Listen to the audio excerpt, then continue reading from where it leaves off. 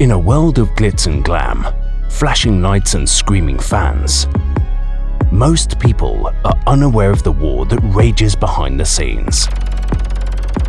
And that war includes your favorite artist and your favorite songs.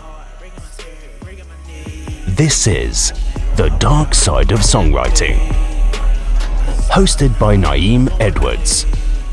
Welcome to The Dark Side of Songwriting. My name is Naeem Edwards. I am your host, and today let's talk about the real reason BG got kicked out of Cash Money.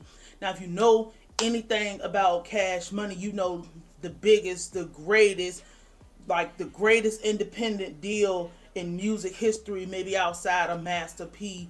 When Master P kind of did sporadic deals, Cash Money was able to continue getting those 9-figure checks and shit, right?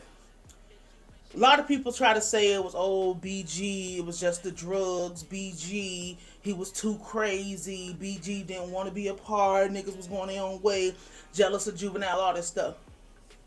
Fact of the matter is, yes, it was the fact that BG was on drugs to the point that he was uncontrollable, but that's not, like, that is the main reason that's easy to throw out.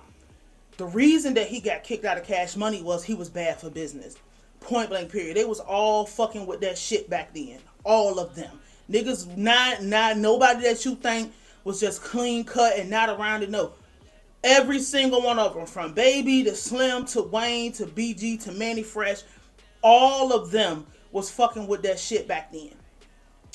BG was so bad for business when it was time to cross over to that super duper level of mainstreamness, and I'm talking about getting the big check, mainstreamness, because everybody knew about Cash Money in the South.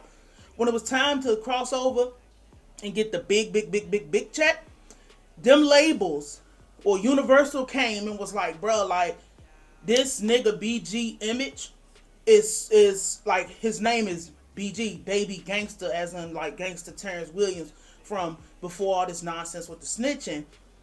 But when you are fucked up like that, to that point, motherfuckers try to spin it, motherfuckers try to hide it, motherfuckers try to do that. There was no controlling BG whatsoever. There was no way to contain him. He was gonna fuck the money up to the point where niggas had an actual decision to make. And when Universal came through with that 100 million, when Universal came through with any goddamn money, they was like, listen, we already know, because this is my thing.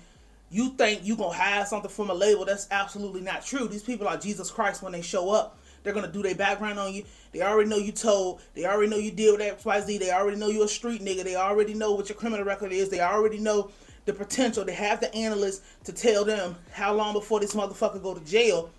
It's only a matter of time before shit come out. You know, back then, people, because there was no social media, back then people were able to hide and contain whatever their issues and shit was. We would have never known as much about DMX if he didn't tell us. We would have never known as much about all this stuff. Now all the stories and stuff is coming out, and it's just like, oh my God, I never knew. It's because you didn't have no catalyst and you didn't have no way of trying to find out any of this stuff. When Universal showed up, they know this is New Orleans, high AIDS, high STDs, high drugs. They know who these people are. They work hand in hand with the governments. They work hand in hand with everything that's going on. And especially back then when you actually had to have boots on the ground before you put your money into a motherfucker. They saw everybody else and was like, yeah, everybody else over here got the potential to be molded or whatever. Don't give a fuck what a nigga tell you about the illusion of doing everything yourself. When somebody put money in your hand, they do expect to get something back. The deal might have been perfect. The deal might have been great, but they are expecting their money. So if you're going to attach yourself as Cash Money, Birdman, and Slim, if y'all going to attach yourself to Universal Records and get that push and get all that stuff, you want to make sure you can continue to make money. Birdman, Slim, and Universal was like, bruh, like, this nigga BG, like, he was just too thrown. He was too far gone. He was too out there, and that would have gave Universal a bad name. So, unfortunately, whether they wanted to do it or not, they was looking at the bigger picture, and they cut their losses. They was looking at the fact that, bruh, if we can get one $100 million check, we can get 10 of these. Universal wasn't willing to give them that money if BG was going to be attached to it. If BG was going to be a part of the long-standingness of what Cash Money Records went crazy, because BG was a thing. Like, BG was still with them. The thing is, once it started to spiral to the point where it couldn't be contained, that is when the label comes in and is like, yeah, no, we not gonna continue the partnership if you got this guy. We not gonna continue. So it's cheaper to just cut your ass off. You know, a nigga can still have love for you, but you can't be seen. You can't get the same opportunities. We not gonna do X, Y, Z. Now, it doesn't matter what it looks like to you. He got kicked off and kicked out because he was just so far gone on the drugs, but not just so far gone on the drugs, so far gone that it would make the brand look terrible. And that is why BG got kicked out of Cash Money. Not all this other conspiracy theory type of situations or whatever. Don't let a nigga say a nigga walked away. A nigga's never walking away from that kind of money.